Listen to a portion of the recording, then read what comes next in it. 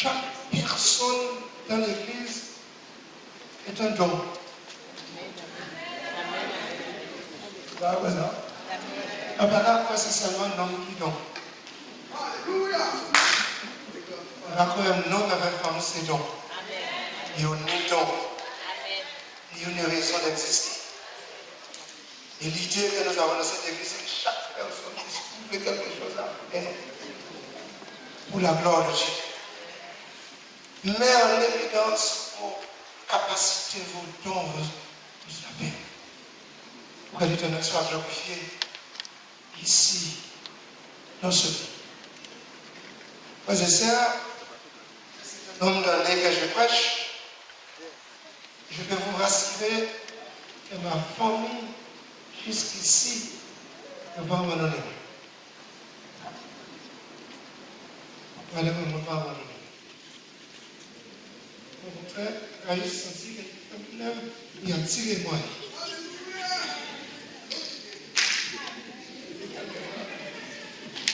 Et quand tu as 35 ans de mariage, tu sens que tu es élevé toujours.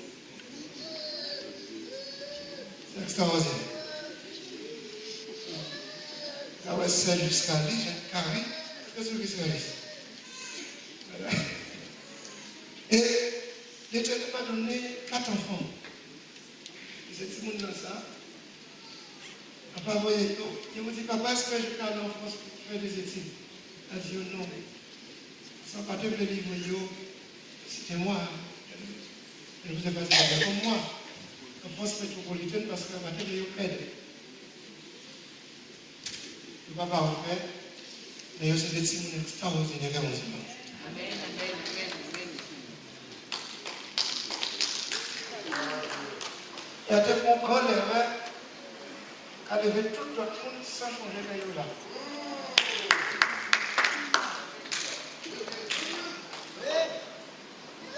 Mais, moi, c'est le respect de moi. Essayons de se rapprocher au Wada. C'est quelqu'un qui conseille à manger. Et c'est le petit là.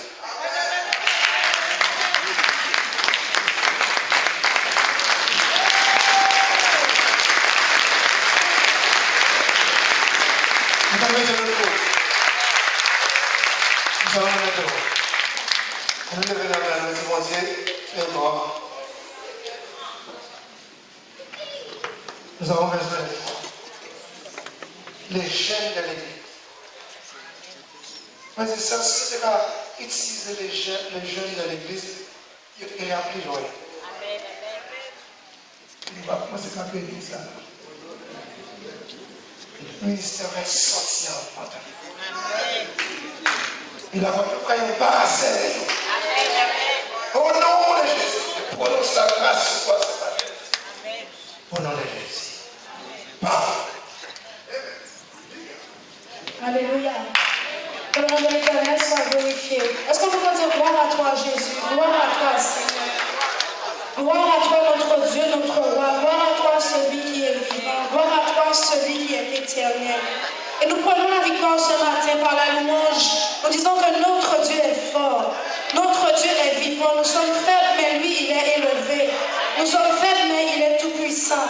Loué soit l'Éternel. Est-ce qu'on peut acclamer ce Dieu? Alléluia. Alléluia. Gloire à Jésus. Quelle tâche ce matin de devoir porter la parole de Dieu. Mais lorsque nous savons que ce n'est pas nous qui agissons, mais c'est le Saint-Esprit qui parlera, nous savons que Dieu est au contrôle et qu'il agira encore ce matin. Alléluia. Frères et sœurs, Dieu nous aime. Dieu nous aime. Et Dieu ferait n'importe quoi pour nous voir en bonne santé spirituelle, en bonne santé matérielle. Dieu est un Dieu qui veut que nous soyons épanouis. Et chacun de nous devons croire en l'amour inconditionnel que Dieu nous porte. Alléluia.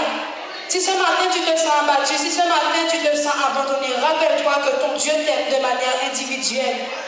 Il ne t'aime pas en paquet, il ne t'aime pas parce que tu fréquentes telle personne ou telle personne. Il est ton Dieu. Tu es son enfant. Et chaque matin, son regard se pose sur toi. Parce que tu es sa perle rare, tu es son diamant, tu es son trésor. Tu es ce qu'il y a de plus précieux. Alléluia. Et je veux que tu crois à cela ce matin. Dieu aime son Église et il prend plaisir à l'unité.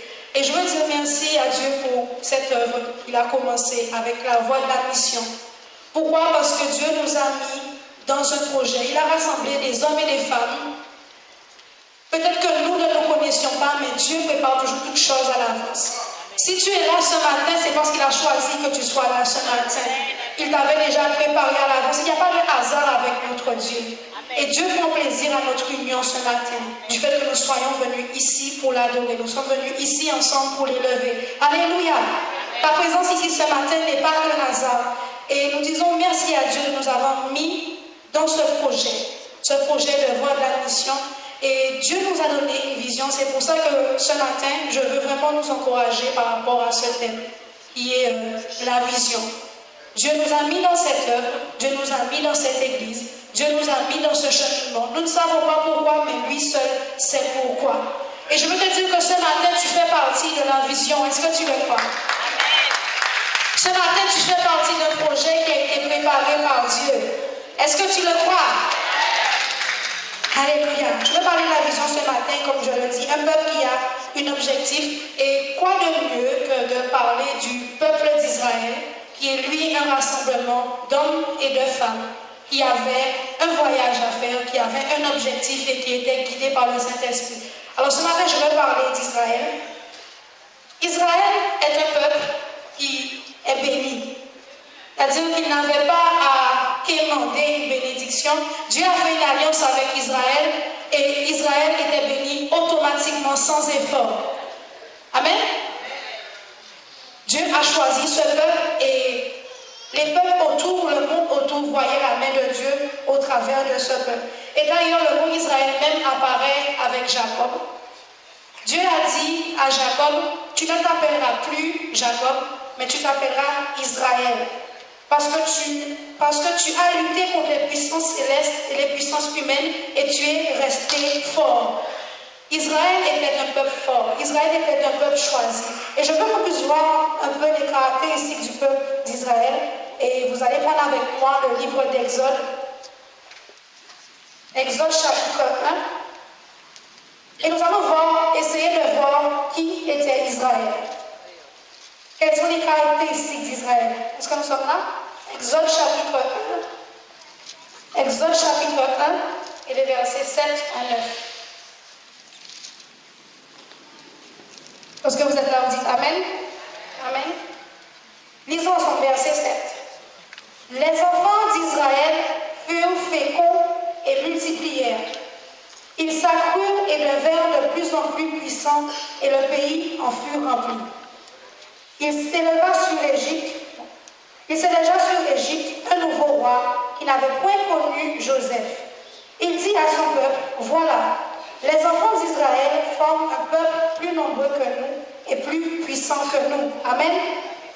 Qu'est-ce que nous voyons dans ce texte? Nous voyons qu'Israël est un peuple qui d'abord est fécond. Les enfants d'Israël furent féconds. Qui veut dire qu'ils produisent. Qui veut dire qu'ils ne sont pas stagnants. Qui veut dire qu'il y a encore la bénédiction de Dieu sur eux. Nous voyons qu'Israël est un peuple qui a une certaine croissance dans ce passage. Et ce verset nous dit encore qu'Israël était un peuple puissant. Et lorsqu'on rajoute à ça, lorsque Dieu dit à Jacob, tu ne t'appelleras plus Jacob, mais tu t'appelleras Israël. Car non seulement tu es fécond, non seulement tu as la croissance, non seulement tu es puissant, mais encore tu as la victoire sur les puissances humaines. Tu as la victoire sur les puissances célestes. Alléluia. Je vais vous dire quelque chose ce matin et je veux que vous puissiez suivre. Gardez cela dans votre cœur. Ce matin, là où tu es assis, tu vas mettre ta main sur ton torse et tu vas dire, je suis Israël. Je suis Israël. Je suis fécond. J'ai la croissance de Dieu en moi. Je suis puissant. Et j'ai la victoire sur les puissances célestes et sur les puissances humaines. Alléluia. Dis-toi, je suis Israël. Chacun de nous sommes des Israël. Alléluia. Chacun de nous sommes des Israël. Si aujourd'hui tu es découragé, commence par te dire, je suis Israël et ce ne sera pas autrement. Alléluia.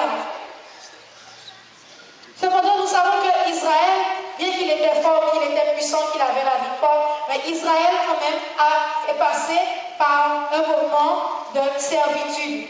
Nous savons que Israël est passé par l'Égypte, parce que nous connaissons un peu l'histoire. Nous allons continuer, nous allons avec le verset 9. Le verset 9 nous dit, toujours dans l'Exode chapitre 1, il dit à son peuple, voilà les enfants d'Israël qui forment un peuple plus nombreux et plus puissant que nous.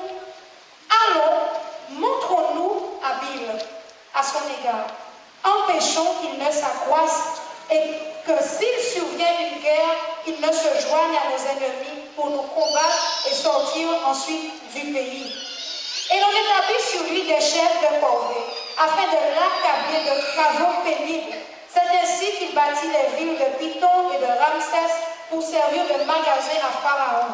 Mais plus on l'accablait, plus il se multipliait et croissait. Je vais le redire. Plus on l'accablait, plus il multipliait et s'accroissait.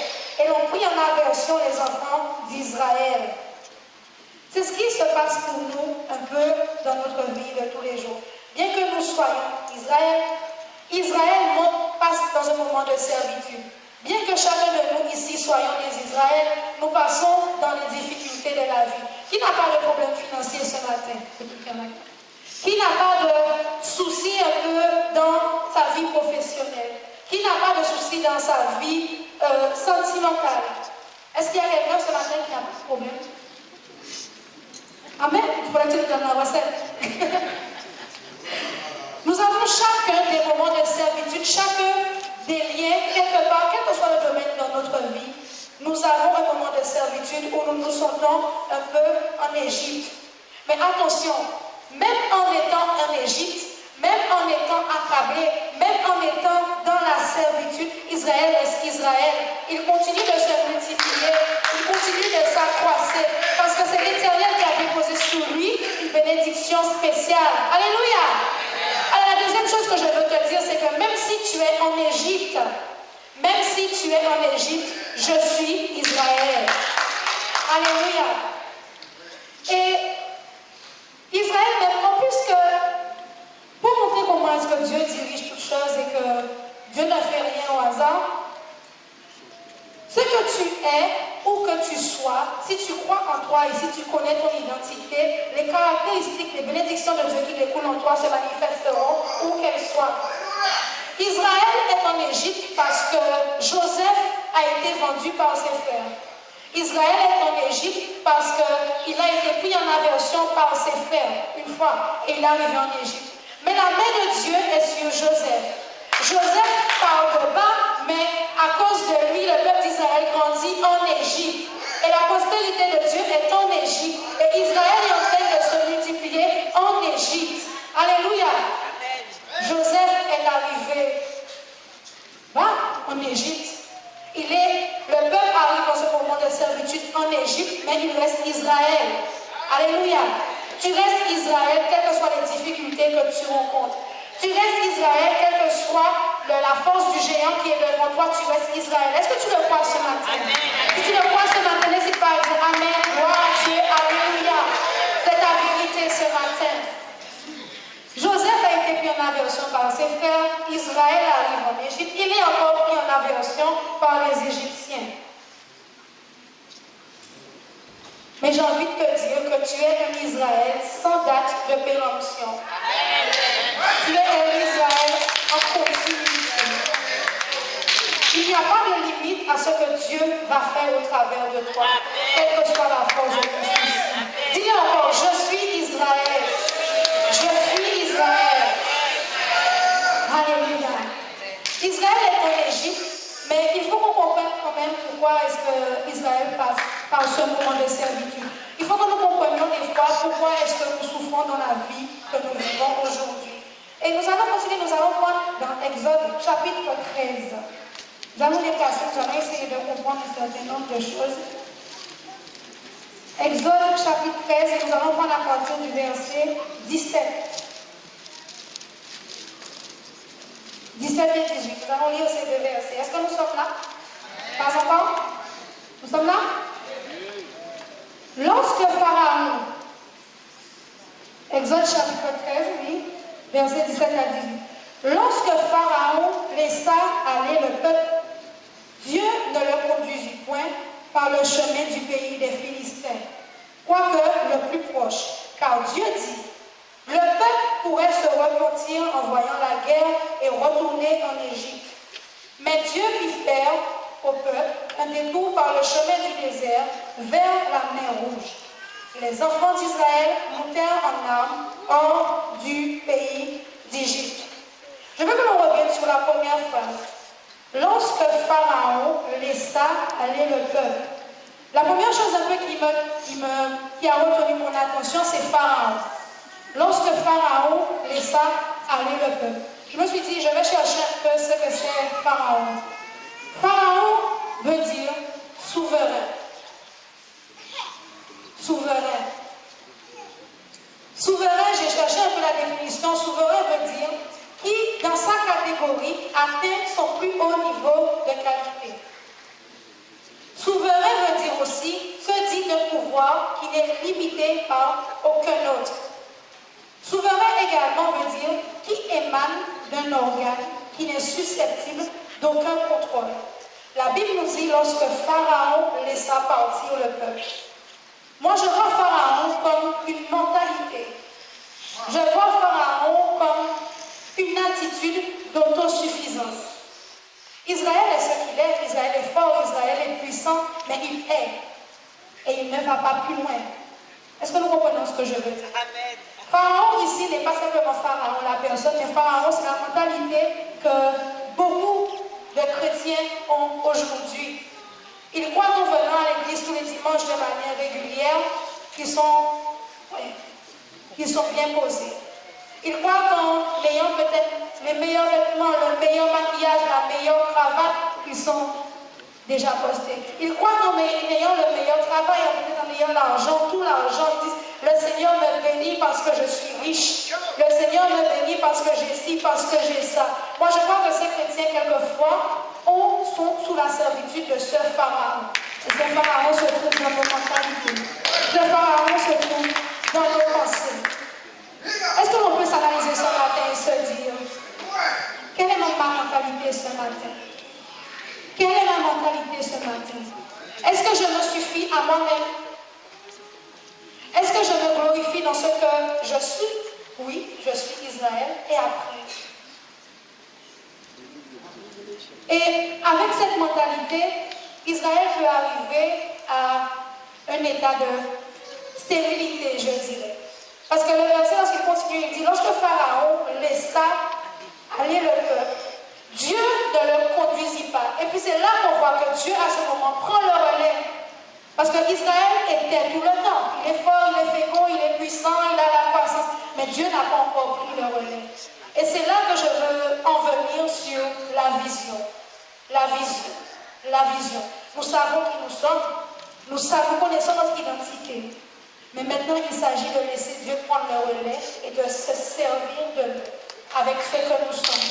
Et nous allons parler de la vision. Donc je disais que c'est au moment où Israël arrive à son point vraiment d'autosuffisance qu'il décide de laisser Pharaon, qu'il décide de quitter Pharaon, qu'il décide de laisser cette mentalité. C'est à ce moment que Dieu peut prendre le relais et laisser agir la vision. Une vision, qu'est-ce que c'est qu'une vision? En cherchant un peu dans la concordance biblique, la vision est une présentation surnaturelle d'une scène ou de circonstances qui sont imposées à l'esprit d'une personne. Je reprends. Une vision, c'est une présentation surnaturelle d'une scène ou de circonstances qui sont imposées à l'esprit de l'homme. Et la première image, toujours en parlant d'Israël, la première image qui m'est venue, c'est un peu la lumière de Dieu qui conduisait Israël. Et on va continuer, on va prendre le verset 21, toujours dans Exode chapitre 13, le verset 21. L'Éternel allait, donc c'est après qu'Israël soit sorti d'Égypte, l'Éternel allait au-devant d'eux le jour dans une colonne de nuée pour les guider dans leur chemin, et la nuit pour les éclairer afin qu'ils marchassent jour et nuit. La colonne de nuée ne se retirait point de devant le peuple pendant le jour, ni la colonne de feu pendant la nuit. Dans ce passage, nous avons un peu les caractéristiques de la vision. Le peuple d'Israël est en chemin. Le peuple d'Israël a laissé Pharaon en Égypte là où il était et il est amené à commencer un voyage, à commencer un périple. Et afin qu'il puisse progresser, il a au-devant de lui une nuée. Il a au-devant de lui une colonne de feu qui représente Dieu lui-même. Qu'est-ce que cette vision qui s'impose? On a dit que la vision, c'est une présentation surnaturelle. Qu'est-ce que cette vision leur donne? Donc, j'en ai tiré 5 caractéristiques de cette vision. Premièrement, il y a une certaine clairvoyance dans la vision. La vision, elle est vue, elle est connue de tous. Elle est connue de tous ceux qui sont concernés par le voyage. Aujourd'hui, nous sommes dans une église et nous devons, si nous faisons part de cette vision, savoir où nous allons. L'Éternel est au milieu et devant le peuple. La vision, elle éclaire le jour dans une nuée et elle éclaire aussi la nuit en se transformant en une colonne de feu. Lorsque Dieu nous amène dans un projet, lorsque Dieu est amené à se servir de nous, quoi qu'il arrive, quelles que soient les difficultés, la vision reste claire, la vision reste précise, la vision reste à notre vie. Et quelles que soient les personnes qui nous entourent, qui font partie de cette vision, elles voient tout comme nous. Donc nous en tirons premièrement que la vision est la clairvoyance. La vision permet d'aller de l'avant. L'Éternel n'était pas à gauche, à droite, ni derrière, ni au milieu, il était devant. Donc il n'y a pas de raison pour que la vision nous permette de faire un bond en arrière. Avec l'Éternel, nous allons toujours de l'avant. Troisièmement, la vision, elle apporte l'assurance. Un peu dans le verset, il dit que l'Éternel se transformait, la nuée se transformait en feu la nuit, et la Bible précise pour les éclairer. Qui te dit que tu es seul, Israël? Qui te dit, Israël, que tu marches tout seul dans la vision? L'Éternel, il est là, il marche avec toi. S'il y a un moment où tu as un moment de doute, il se transformera en feu pour pouvoir t'éclairer. Parce qu'il est un Dieu qui... Rien ne lui échappe. Il est un Dieu prévoyant. Je n'aurai pas les mots pour le dire, mais notre Dieu sait ce qu'il fait. Amen. Ensuite, nous allons encore quatrièmement, je vois que la vision apporte la persévérance. Le verset nous dit encore qu'Israël marchait le jour comme la nuit. Il n'y avait pas de pause à prendre. Seigneur, attends un petit peu le temps que je retrouve mes émotions. Ou Seigneur, j'ai envie de prendre un peu de recul parce que ça ne va pas. Il y a une vision et la vision nous apporte la persévérance pour que nous atteignions l'objectif, quoi qu'il arrive. La vision également permet de garder le cap. Le Seigneur dirige, mais c'est lui qui dit va à droite, va à gauche, va tout droit, traverse la mer. Il est au-devant de nous. Mais même malgré il y avait la vision, malgré l'Éternel était vraiment présent durant le voyage, nous voyons que c'est, malgré qu'Israël lui-même était Israël, nous voyons que ce n'est que pendant le voyage qu'Israël peut vraiment déterminer quelle est sa vraie identité. Parce que tant que toutes les choses vont bien, tant qu'on n'a pas de difficultés, on ne sait pas qui on est. Mais c'est lorsque l'on traverse le feu, c'est lorsque l'on traverse l'épreuve, c'est lorsque nous décidons de quitter Pharaon et d'aller vers le Canaan que nous voyons vraiment quelle est notre identité. Et nous allons continuer, nous allons prendre Deutéronome. Nous allons voir ce qui se passe durant le voyage d'Israël et j'aimerais que nous puissions rapporter l'histoire d'Israël à nos vies. Deutéronome chapitre 1. Deutéronome chapitre 1 et nous allons prendre les versets 32 et 33. Nous sommes là? Est-ce que nous suivons jusqu'à maintenant? Est-ce que nous comprenons? Dis encore, je suis Israël. Je suis Israël. Je suis amené à quitter Pharaon et à suivre la vision. Alléluia. Deutéronome chapitre 1, les versets 32 et 33. Maintenant qu'Israël n'est plus dans le confort entre guillemets de Pharaon, n'est plus dans son autosuffisance. Malgré qu'Israël est une bénédiction complète, il n'a pas besoin de faire l'effort, mais c'est durant le voyage que l'on va constater qu'il y a quelques failles qui se produisent un peu dans Israël. Le verset 32 dit, « Malgré cela, vous n'eûtes point confiance en l'Éternel, votre Dieu, qui allait devant vous sur la route pour vous chercher un lieu de campement, la nuit dans un feu afin de vous montrer le chemin où vous devez marcher et le jour dans une nuée. » Qu'est-ce qui se passe à ce moment? Nous voyons que Israël, qui est une bénédiction parfaite, qui est une bénédiction complète de Dieu, laisse entrer quelques brisures dans la bénédiction qu'il est. Israël commence à se plaindre. Quand j'étais en Égypte, on avait à manger. Lorsque j'étais près de Pharaon, j'avais à boire. Lorsque j'étais auprès de Pharaon, j'avais de l'argent.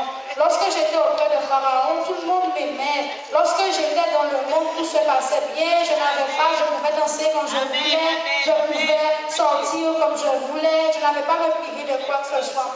Et il y a beaucoup de personnes qui sont des Israéliens, qui ont la bénédiction de Dieu en eux, mais qui ont laissé rentrer quelques failles. Nous voulons servir Dieu que lorsque tout va bien. Nous ne voulons servir Dieu que lorsque nous avons la plus grande église de la Guadeloupe. Nous ne voulons servir Dieu que lorsque nous avons les meilleurs musiciens du monde.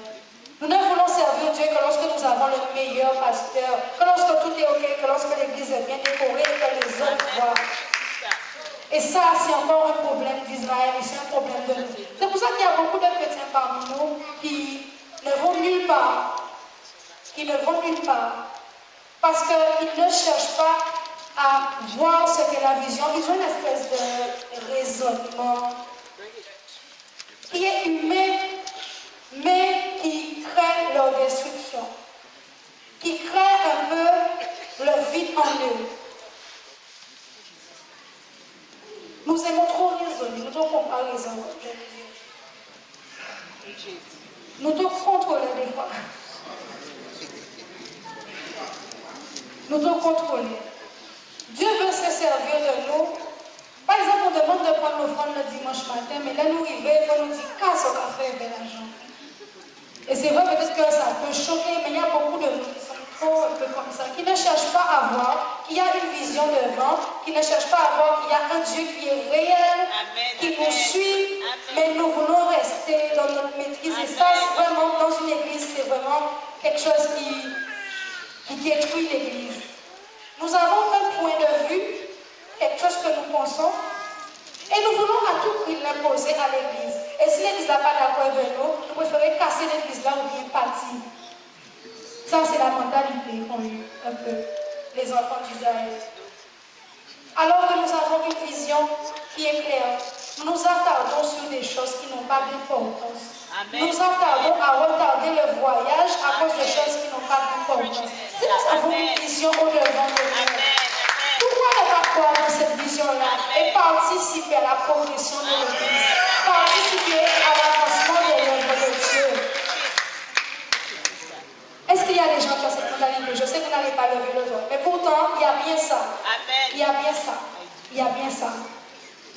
Alors Dieu est obligé de prendre des dispositions. Qu'est-ce qu'il fait? Nous allons voir ça au verset 34. L'Éternel entendit le bruit de vos paroles.